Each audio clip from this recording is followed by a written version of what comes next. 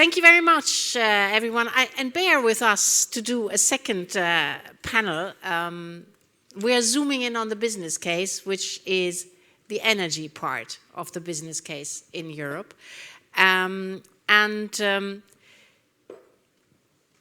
to 70% of the cost of products may be the energy cost. I mean, 70% is for the metals.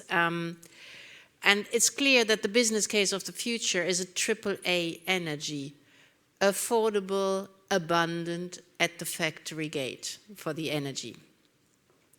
So far, so good. But then we have a couple of yes, but. Yes, our energy price in Europe is 2 to 3% higher, 2 to 3 times higher than in the US or China. But, as you said before, it's now at pre-war, aggression of Ukraine stage. Yes, wind power in Germany, 70% of it was lost because we didn't have a grid to carry it. But in 2023, we also saw more electricity generated by wind power than from gas. And yes, wind and sun renewables are under pressure from huge overcapacities in China and also the impact of IRA. But we have been flexing our single market muscle to make this industry deliver and not create next dependencies.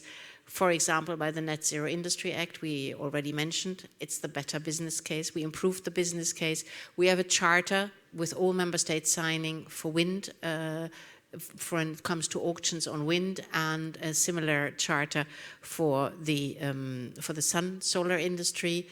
We do want to develop together elements on ESG and resilience to be able to put the better solar panels on our rooftops or the more efficient wind turbines in our offshore.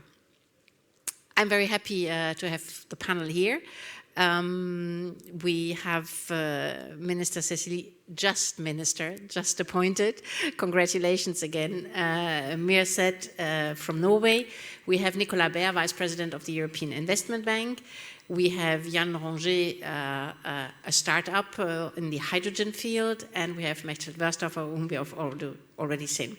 What I want to discuss with the panel is how we scale up this AAA, affordable, abundant, at the factory gate energy system in Europe, both as a business case of its own for the rollout, but also as a support to the business case, to all the other business cases that require energy input and that are shown around us here in Hanover.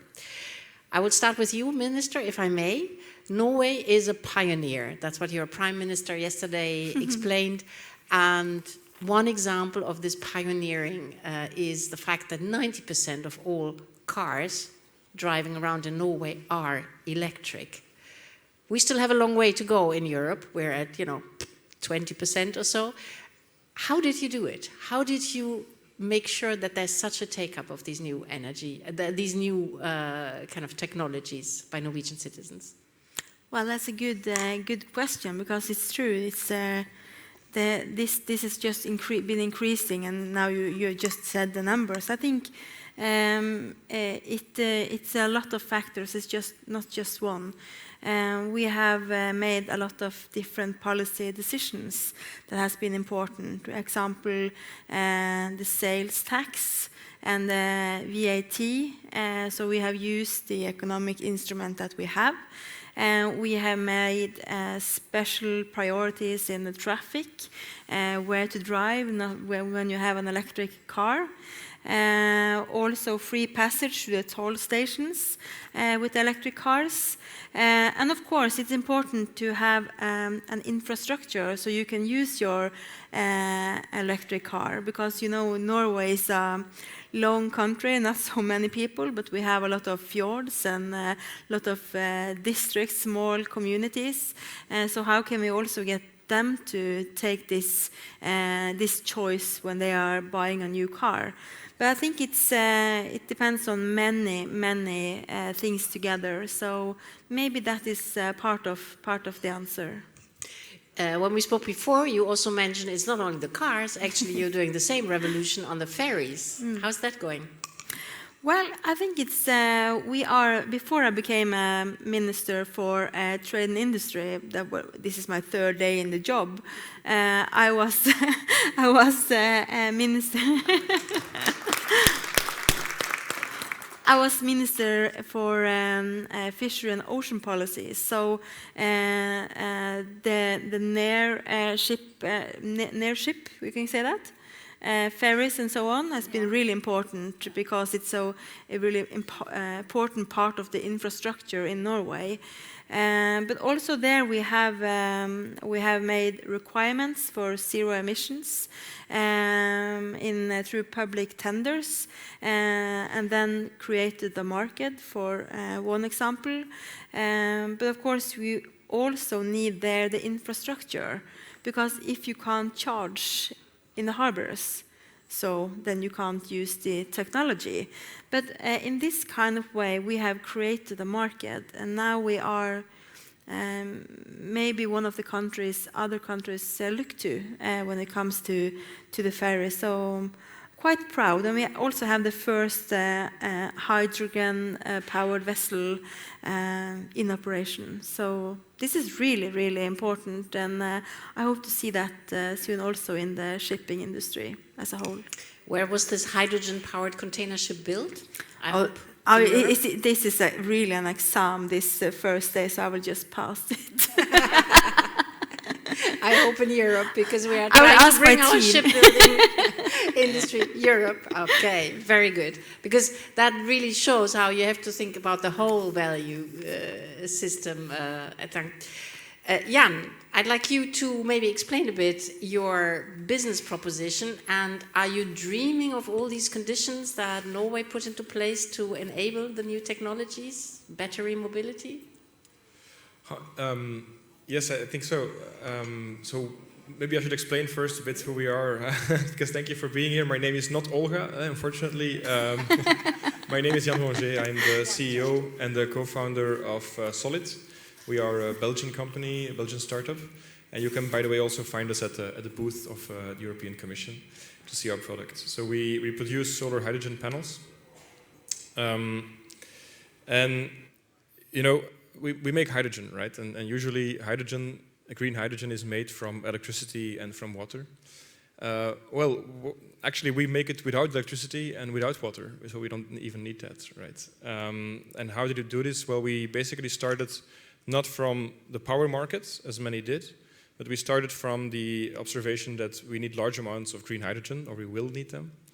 And that our largest renewable energy source is the sun. So we basically try to solve the question, how can you go from solar energy to hydrogen energy as efficiently as possible? And so what we built is a hydrogen panel which looks a lot like a solar panel, but it produces hydrogen gas instead of electricity. And this is very important because that's a very crucial difference. We don't consume energy. The more of our product you deploy, the more renewable hydrogen is produced. So we produce energy rather than consuming it.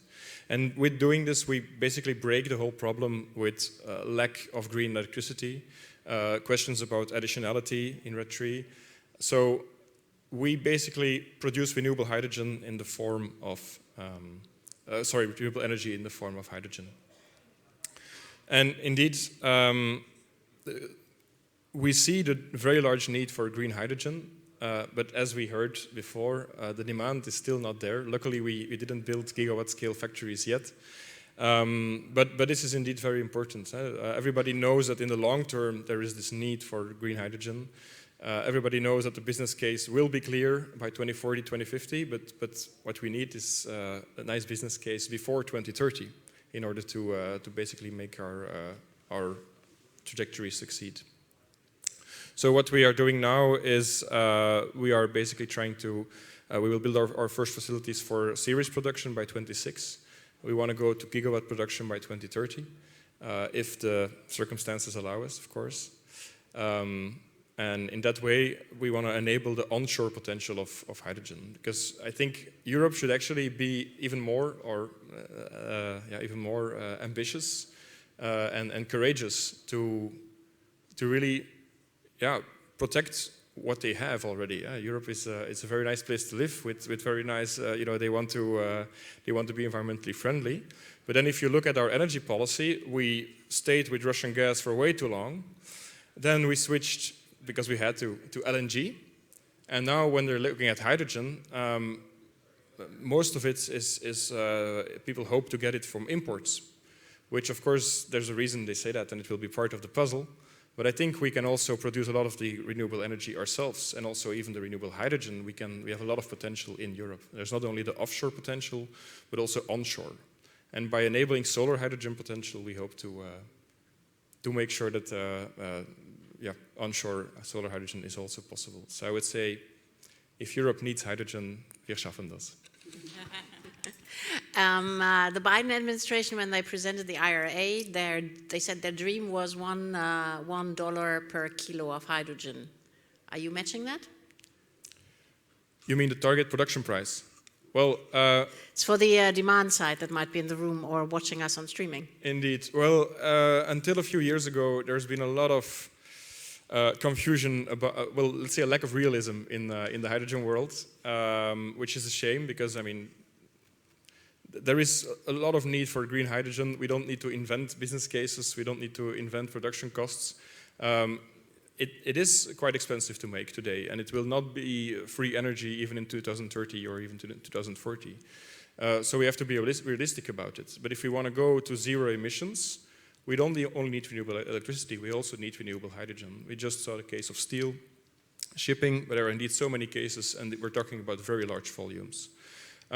So in terms of production costs, yes, it will be more expensive than what we are used to. But I think if things like quota, green hydrogen quota, are not only introduced, because that happened already, but if they are enforced, then I think we can switch to new systems, and the willingness to pay just has to go up a little bit. But if I understand it, your bet is that you produce hydrogen on site. So I need hydrogen, I put your solar panel, by the way, which you can see at our stand, displayed, and you put it on site. You don't need a pipeline, you need a connection to wherever you need the hydrogen as a feedstock, I suppose, but you don't need a big pipeline or an electricity grid. It's just on site, wherever, and this is to the point that Otto made before, wherever the new geography of industry requires. Exactly. So every hydrogen panel that we produce is autonomous. It only needs air and sunlight and nothing else. So in that sense, you can put it wherever you want, as we see with solar photovoltaics, which doesn't necessarily mean that you can only do it on site, right? So you can do it on site. You can produce your own hydrogen, avoiding distribution costs, avoiding all kinds of problems with tube trailer transport, for example, is not so straightforward. But the alternative is also to have larger solar hydrogen farms producing hydrogen, and then transporting that hydrogen all over Europe by, for example, the hydrogen backbone. I see the nice picture there behind you.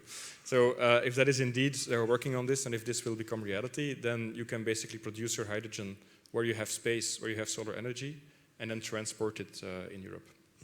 So, Minister, maybe the solution for you is such panels in ports in Norway, so that your hydrogen ships can tank wherever they are. I'd like to ask you, Nicola, you heard about the different business cases, the different types of risk-taking. How do you see the EIB contribute to rolling out these business cases, giving predictability, and also helping, I mean, through advisory or other, to these projects to emerge?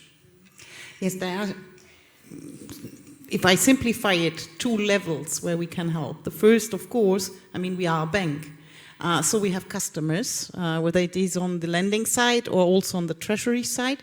But we really try to accompany our clients from the first step they are doing, often enough, and you mentioned it, by advisory service on the technical and on the financial side, so that they come up with a bankable business case where we then can invest, whether it is in the first part of a life cycle of a client, equity-like venture debt, and then growing with the series A, B, C to scale up and coming in the quite normal loan zone, so that we are giving loans. Sometimes depending on policies in European Union with some mandates from the European Union or for some member states, but so growing up that the business case of the client can grow up. Often we have the chance, and I mean this is the advantage of a politic-driven public bank, that we can take out risk from business cases in the startup phase. So in the first phases of a technology or of a small enterprise, that we can help bring it to the market because we take the first part of the risk, and so crowd in other, especially private investors, to believe and to be confident in a special case of a new technology, innovation, or whatever it is needed. And so we have huge impact on when it comes to innovation, when it comes to SME, when it comes to new technologies. Inside EU, but also with partners outside EU, because I think we should not think that European Union is an island. We need partners abroad. And so to build up strategic partnerships with partners abroad, I think is an important case. And then on the second level, I mean, it's also to work on the whole ecosystem. So when we are, as I described, investing and cooperating with a grid promoter, so somebody who is really digitalizing, scaling up its grids. So of course, then this is something where business can be around, which is needed to save energy. It's about production of energy, but it's also to produce in a more efficient way. If you want to be in a more efficient way, you need also all the numbers from your grid. So you have to be digitalized in your grid. And we need more grids because for the moment we're producing far more renewable energy than we can transport where it is needed. So one of the ideas is to bring new technologies where you need for the production. And the other is, of course, that you will need some grids. So also your enterprises which are using hydrogen are needing at the end some of the grids, whether it is electricity, whether it is for data or others. So being a partner also for the public and private side in a large infrastructure is an important point. It's not only about electricity. I mean, if you then produce hydrogen and from the hydrogen products, then we have to transport maybe some pre-products or the product, the end product itself. So it's also about railway and other infrastructures. And of course, I think it is a big advantage that we are, as I called it, we come with patient capital. So we are long-standing, and often we see that all around the energy ecosystem is something which needs long-term investments. And so we can really go the whole life cycle of a client, whether it is a public, corporate, private, or also on the in-crowding, I would say, side of the treasury side of our balance sheet. Of course, when we are emitting bonds, so convincing investors to go via this instrument of bonds, then we can reinvest also on the customer side. The EIF was mentioned, something where, and I think this might be the last point, because there we need also help from the member states and the European level to have more venture capital in Europe is important. We can help a little bit, but we see that we could do more when the regulatory framework would be better. And so I think we should really look where are the burdens in that case that we can attract more of our investors, because I would dream for a world where European innovation is financed by European capital and not leaving European continent. Well, the share of for risk capital in Europe is 0.09% of the GDP in Europe and 0.75% in the US. Minister, I understand you have to leave in a minute. I just wanted to ask you, I mean, Norway has a sovereign fund which invests in, from the revenue of fossil energy. Do you see that fund as one of the enabler of your pioneering roles in different? Oh, that's a big question. I think we want the same thing. We need to build green industries, and that's the main goal. And then I think it's important to continue with the good public-private partnerships. And of course, it's important that we manage to create a market for the products.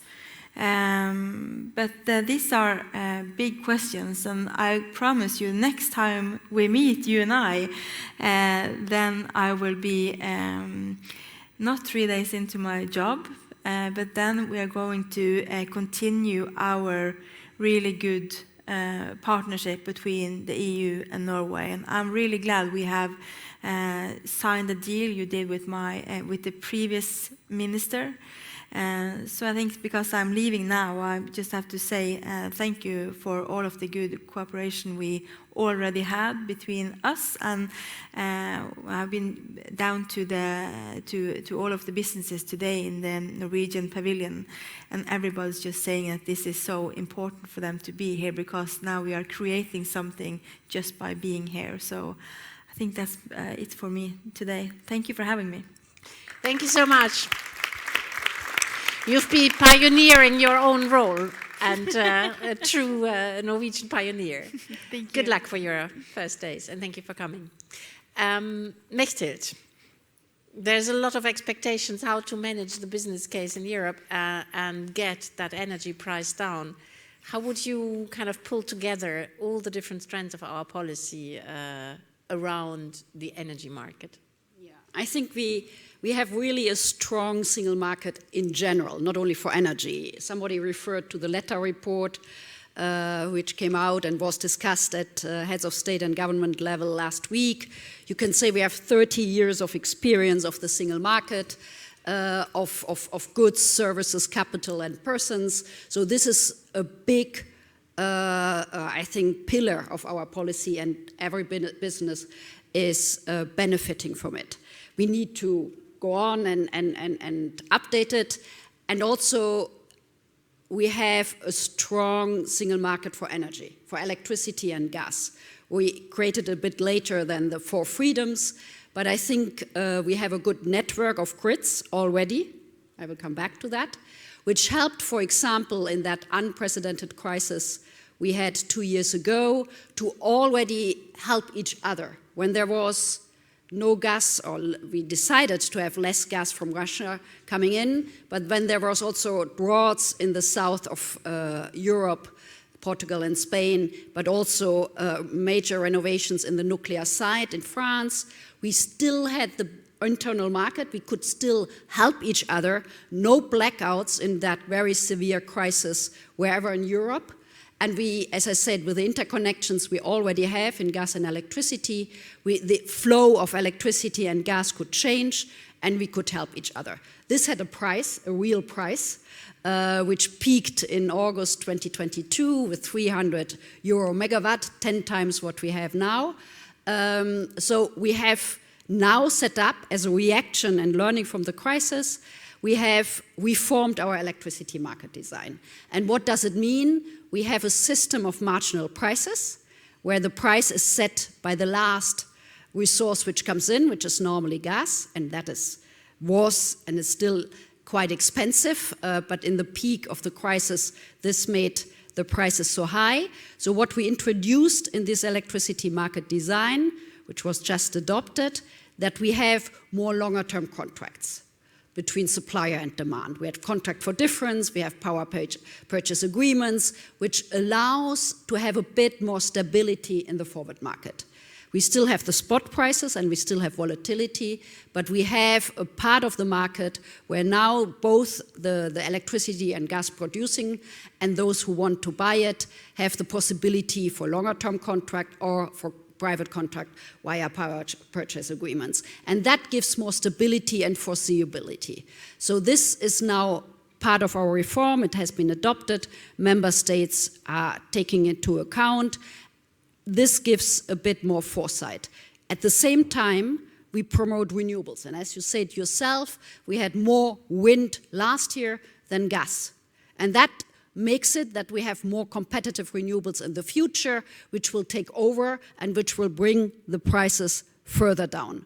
So this different elements, a more forward-looking market, more stability in the markets in the longer run, and also this in the short term, having more competitive renewables, wind and solar, which had 2 consecutive years of record years in Europe, will make really the prices more predictable and stable for the industry. I think there we have learned from the crisis, we draw the conclusion, and that will help to be more affordable. Still, there is an issue. We had, as you also said, twice or 2.5 times higher prices than China or US right now. So the good news is we are at pre-crisis level and we have set up a framework to stabilize the prices in the future and bring in more renewables so that the prices will become cheaper, but still we are slightly higher than our competitors. But I think here we need to see the whole system. We have the grids and much more modern grids than, for example, the US. As I said, we had no blackout. Even in the highest unprecedented crisis we have, with very few renewables, very few nuclear coming from France, we still managed without blackouts. Because our grids are more modern than others, and that we have trans-European grids built in the last 10, 12 years. But we still need to invest more in grids, because as we have more and more renewables, which is good, we had, unfortunately, in some cases of a lot of sun or wind to curtail, meaning that it couldn't come to the destination because the grids was lacking. One example is, of course, Germany, where a lot of renewables are built in the north and a lot of the demand is in the south, though it takes a bit of time, but there are now good projects. And the latest news, because also we worked a lot together with the member states on permitting, both for grids and renewables, we see the first results here. We see really that renewable projects, but even related grids and grids in Germany are being built faster because we just, in our renewables directive, but also as part of the Net Zero Industrial Act, have some measures on permitting which are showing the first results. So we have one-stop shops. Member states have introduced it. We have the possibility of tacit agreement, which basically means if your administration doesn't react by a set deadline, 3 months or 2 months, then you take it as a yes and you can continue. And we also have set up what we call acceleration areas, where you can have in some specific parts where wind is particularly useful or there's a lot of sun or both, you can have one impact assessment for environment, which is then taking for the whole area and not project by project. So we have introduced some simplification and the first signs are there, and all these measures together, the electricity market design reform, the more better permitting, the focus on grids, and all that gives a more affordable, stable prices for the future. That's very good news. You said about modernization of the grid. In 2030, we expect 30 million electric cars on the roads. What about bidirectional charging and using all these cars as kind of storage facility? Where are we? Does the permitting help on that as well? I think this is an area where we probably need to work more together with our member states. I know it's a top priority for the country we are right now in Germany. There had been the first discussions around at higher levels. So we need the political commitment, which I think a number of member states have already shown, but we still need to implement it and bring the players together to make it happen. But by 2030, I think this bidirectional charging is one way of really making it work between the mobility, the e-mobility we need, the demand we have, and the electricity needs, because we will face an electrification, which we all want, certainly in the transport sector, but also in industry and in heating and in other sectors. But we need to build up at the right moment. And if everyone asks at the same time, we need flexibility solutions, we need digital solutions, and we need to make it really work in the system. And that, I think, needs still a bit of work together. Jan, when you hear all of this, you know, how can hydrogen be a solution? I mean, do you think you would need to store hydrogen behind your machines, or do you have your machines around, you know, the next power central to feed into these ultra new gas turbines? Well, in many cases, it will be used for on-site production for an off-taker that needs hydrogen in an industrial process, for example. And in general, even though storing energy in hydrogen is much cheaper than storing it in batteries at large scale, still it's expensive. So you will still want to avoid storage too much. So the whole story of seasonal storage and just buffering everything for 6 months is, of course, something you want to avoid as much as possible. But it is possible, and I think in general storage will be used to basically buffer days or weeks of operations to bridge perhaps peaks of power prices and things like that. But on a continental or national scale, basically for the power system, if the demand for hydrogen and green hydrogen is so large, even with a fraction of that demand, you can quite easily stabilize the power system. So I think it can be definitely used to stabilize those periods where you basically don't have enough with your curtailing or with your vehicles or with, for example, battery parks. And then you can indeed have gas turbines which can use a relatively limited amount of hydrogen compared to the total demand to stabilize the power system. And I think since it's hard to predict when they will operate and for how long, probably a pipeline is more interesting for those power plants than local storage and production. Or, of course, import via ammonia or something like that. But it's, I think it's safer if you want to stabilize your power system to rely on your own assets in your own continent. So, yeah, I think in general it will be a critical part of the puzzle. But maybe the volumes or the market share is often overestimated. Okay, Nicola, when I mean, we spoke about the permitting issue, which is really the drag on investment and often a decision to move somewhere else. Is there any way that in your discussions with the promoters and the countries behind the promoters, you could kind of put some pressure to have a specific, rapid authorization regime or permitting regime? Or do you wait until the permits have been given and then you start the discussions? I mean, for our customers, this is important because a long permitting process and everything which is not foreseeable and predictable is coming with costs. And with costs because it's a long run. And for us also, I mean, it's blocking money on the balance sheet. If we want to promote something, if we want to start, and of course, then the disbursement is only coming with when there is a business case. And without the permit, you do not have a business case. So, of course, this is important, but the pressure from this side is less on the customer than on the administration. I mean, we in common worked on the Critical Raw Materials Act.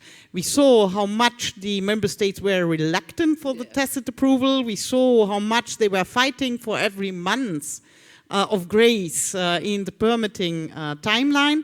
I think it was an important breakthrough for the net zero technologies and also for the critical raw materials to have really short permitting times now, which makes a case predictable. And the most important really is the tacit approval, because this means then if the administration is not moving, then there is a permit at the end. I think that the risk for the administration is quite small. I mean, we are, especially for breaking the ice, speaking about strategic projects. So how many will there be per member state? So they can really concentrate and focus on how to bundle everybody who has a saying in a permit and really bring it through in a short time period. I hope this could be a blueprint also for the rest of administration, because once more, for our customers, it would be important to reduce burdens, and burdens which comes from regulatory frameworks, so make it simpler, make it more coherent, burdens which come from administration, so have less red tape, also to digitalize our administration on the public side so that you really can get your permit in a quite easy way, have more one-stop shop. I hope really that this will be also a role model in how we deal. We as a bank, we are also installing such one-stop shop so that not the customer has to look where to apply, that he just comes through the door and then we will channel him where he has to get to have his business cases to be financed. And I really hope that also on all the other conditions which were discussed on the first panel, so coming up for the skilled workforce, back to tax situations, so all the conditions to make business here in Europe will be optimized, because at the end, I think we have to say, we have to make Europe the place to be innovative, we have to make Europe the place to be make business, and then also to be financed with European capital. Are there any questions or comments from the audience to this?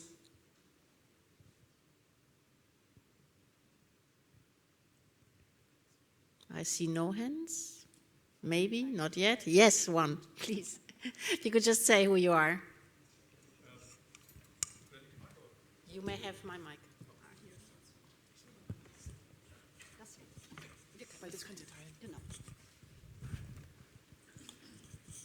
Okay, thank you. My name is Andre Langus. I'm a French-German lawyer and used to be as well a representative of European solar industry. First, what do you think, is there a real chance for European solar industry, and what, in your humble opinion, do we need to do so? I think all the projects that we had were just too small and much too little really European. If you think a little bit about the numbers, 30 gigawatt for entire Europe, there are a couple of Chinese companies that are much bigger than this. And the second question is, we had this morning with the German electric industry, the talk about different electricity prices like we have it in the Scandinavian countries. If we have different price zones for electricity, I think that could give as well some good encouragement to change locally as well some systems, particularly as well for some storage facilities like green hydrogen. Thank you. Maybe we can first ask Jan, because he's also part of the solar industry, not only of the hydrogen industry, and then Mechthild, if you want to comment. Exactly. Thank you for your question. Indeed, we consider ourselves to be part of the solar industry, and we are now in a situation where we are, an impact-focused startup who have the ambition to grow in Europe. And indeed, if we can, why would we not produce our products within Europe? We're already looking to source as much as we can in terms of suppliers from Europe. But then there's, of course, the economic reality. And what we see now is that companies who have been trying to reshore stuff are running into problems. Of course, maybe you could say it's a specific situation. There's overproduction in China. But on the other hand, maybe it's not so specific, because it's just a repetition of what has happened in the past. And it's not only happened with PV in the past, but it's also happened with batteries, with BEV. It's happening now. And yeah, I think, of course, that's typically European. We foster our innovations, we make them grow, then we have US capital stealing them away, and then we have Chinese industry stealing our production away. So if we just keep following economic logic, I think that it's not looking pretty good for European industry. So I hope it will be different. I'm not a policymaker. I'm not entirely sure how to solve things. But if we think that the energy industry is very strategic to Europe, then I do think that we need to take measures to make sure that products are not only made outside of Europe, but also within Europe. So also, thank you very much for the very good questions. So first of all, on the solar industry, we had a lot of discussions in the last couple of months, both with industry, with the member states, and on the situation, you're right. I mean, more than 90% of the different parts of the solar PV are coming from China right now. So what can we do, and how can we help, or should we help the industry? First of all, we had a very interesting debate with member states and the manufacturing side. There are two associations at EU level. One is the pure manufacturing side, and the other one is the whole life cycle, the Solar Power Europe Association. And there is a bit of two issues we have to keep in mind. First of all, we want more renewables. We have a target of 42.5 renewables by 2030 with the aim of going to 45%. This was agreed nearly a year ago now with our EU member states. And then, and we are at roughly 23–24% right now. So there is still a long way. And as we said, there had been record years in the last 2 years, and for solar in particular. But we still have to scale up a lot. So on one side, we need really a lot of solar deployment. And if it's cheap, it goes faster. So there were those arguments in favor of not doing much. And then the second aspect, obviously, there's a huge overcapacity. Prices have dropped down. And then we have companies, still a few, in some of the niches of the module production in Europe, which we want to keep. And the example in Germany, a Swiss company, Meyer Burger, was quite famous. They closed parts of it, not all of it. And then we have other examples in Europe of either closing down or moving away from Europe. And in order to match that situation, we agreed and signed on Monday evening in the format of an informal energy council with 23 member states and the two associations. Kerstin was there from DG Grow and my commissioner, what we call a solar pledge. So to work together and try to find solutions. And that means to rethink a little bit the support we give, but keeping in mind the level playing field which we need to keep, and that also our state aid rules currently only support OPEX, CAPEX, and the request was to look at OPEX, which in our current rules is not possible, but then also to look how we came in our public procurement and in our auctions, which is already part of the Net Zero Industrial Act, have criteria which are non-price criteria, so resilience criteria, and that's something we work strongly on it for the future, and also to take into account security of supply, cybersecurity, sustainable production, and also high quality, innovative product, which we still have manufacturing in Europe, and how to keep them. So these measures, these pledges were co-signed with the Commission, member states, and the industry, and we want in the next couple of months now, as a matter of urgency, implement them. So I think we cannot change the picture of not having Chinese cheap solar panels, but we can help those who are innovative, the niches, some of the production we have with Wacker Chemie, for example, here in Europe, to keep them and to make them happen, and then also to work together. So this is one example where the solar industry, we tried to help them with this joint pledge. They drew our attention, and that we are not overwhelmed by the fact that there are a lot of China production, but not neglecting it neither, because it helps us reaching our goals. It's a bit different in other renewables part. We still have a much stronger offshore and onshore wind industry in Europe, which we want to keep. That's why we had also our wind power package, where we had some measures on the financing side. By the way, maybe you add something on the solar side as well from EIB. But on the wind power package, we heard it, we got with the help of EIB the counter guarantees to help the industry. We did also other steps. So picture in the offshore and onshore wind is better, and then we have also other parts of the renewable. But the solar, it's really a big crisis which the manufacturing side in Europe is facing. Maybe on the solar to add, we also have important players in Norway, and they are just as important in the value chain as well. And we've just launched an in-depth investigation for 2 offers from solar companies in Romania to a call for proposals by the Romanian government. So, I mean, we are trying to level the playing field on this as well. Well, as a start. You want to add a word, Nicola, on? No, I think I mean, at the end, this is not working. Okay. I hope we do not have to share it. I mean, I think it's the most important points were touched. And of course, at the end, when it comes to financing, then this is all to be taken in account. Another question then. Jürgen Pfeiffer, I'm moderator and host for different energy-related topics, also on a European level. Just a question in terms of bundling, perhaps buying power of the European market in terms of molecules. At the moment, we discuss financing certain industries, but perhaps we could learn from the buying power of Europe in terms of the pandemic, in terms of masks, to avoid a kind of, unnecessary conflicts between member states if we would concentrate on imports, green imports of hydrogen, for example, from different parts of the world, and do that via a European bridge or a European hub. How do you judge that chance for the second term of perhaps a second cabinet of Ursula von der Leyen?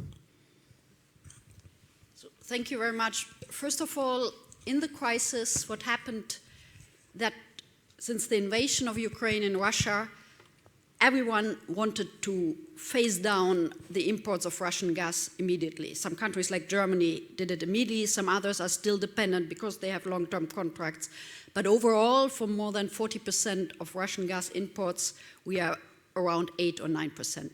In that situation, we saw a lot of member states going to Qatar, Australia, Norway, of course, and other places, Azerbaijan, saying, we want your gas, and that drove the prices to 300 euros at least. So what we learned from that and what we installed with President von der Leyen is a mechanism where we aggregate demand of gas and we offer the platform and put it to the buyers. So we have the offers and the buyers in a platform. We call it joint purchasing, but it's not really joint purchasing because contrary to the vaccines, which was a different situation, a different commodity, we are not purchasing the gas. We just put the platform together of the demand and the supply, and we had several rounds of matchmaking, and then when it comes to the real contract, we stayed out because of competition rule. But it helped a lot. It helped certainly the smaller countries, if I may say so, because they don't have the same power than the bigger member states going and knocking and buying. But it made it possible that we aggregate the demand, so we have a more power as a buyer, and then we got the offers and we brought that together. So this is a good example which we will continue. It was not easy to set up. We created a task force and so on. The question is now if we can use it for hydrogen. And that was a debate we had in our framework for decarbonization of gas and hydrogen, where we concluded very recently on a regulation and a directive, where it gives us the task for a pilot project to test, because member states were not sure, and the hydrogen market is a nascent market, as we know. So we are just starting to look at the demand side for hydrogen. So we are starting to work with the stakeholders, with the member states on a voluntary basis. The joint purchasing is also on a voluntary basis.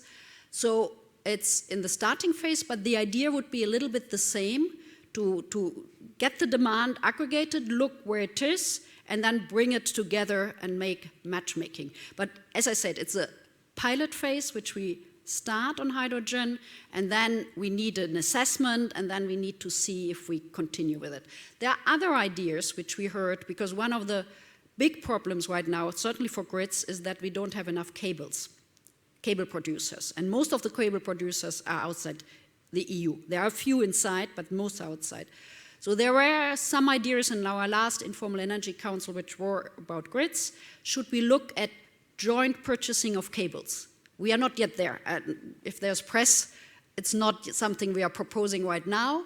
But the idea is, instead of everyone again going to ask for the cables, which obviously drives the prices high, can we do something together as an EU? That we haven't yet put in place. But for the hydrogen, it's starting to have a pilot phase. Thank you. Jan, what do you think? I mean, when you hear all of this aggregating demand, is that the demand you would have as a member of the EU domestic hydrogen industry? It's interesting to hear that you say it's mostly beneficial for smaller countries. I wonder if it's also beneficial for smaller companies producing the hydrogen, because there are a lot of initiatives, and of course hydrogen, it is a large market with most of the off-takers are industrial players. But as a startup, you have to find your way in the jungle of legislations and purchasing mechanisms and hydrogen banks and so on. And then even still be able to convince people that you will deliver. So I think that's also important to maybe aggregate also production capacities and also to make sure that regulations are tuned not only to the needs of gigawatt projects, but also smaller projects. And for example, I'm thinking about the additionality rules, which have a good reason of existence. But I'm wondering what will be the overhead for smaller scale projects producing hydrogen. If you have to go for time matching and have a whole management system for just a small production project, then maybe that's not feasible. So not one size fits all in any event. We'll have to come to the close. I have one last question, which is a tricky question to you. It's a Harry Potter question. You know, if you had one magic wand, which one would you choose? And I only expect you to say one word, the one you choose. You know, I offer you finance, regulation, innovation. Jan, which one? Finance, regulation, innovation. Can I add a fourth one? No. Well.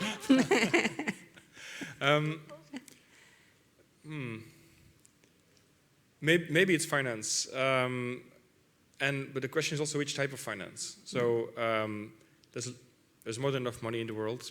I mean, the time of free capital is over, but still, there's enough money flowing around the world. There's even in Europe a lot of money going around. But we feel very much as a startup that there are more than enough VCs willing to fund our venture. But then the question is, what is the logical, the natural outcome of that whole process? You know, you need maybe a few millions, you raise it somewhere, and then you're basically already determining the whole pathway of your company from the start. Because, I mean, this type of investors will look for next follow-up investors. In the end, they will also want to sell.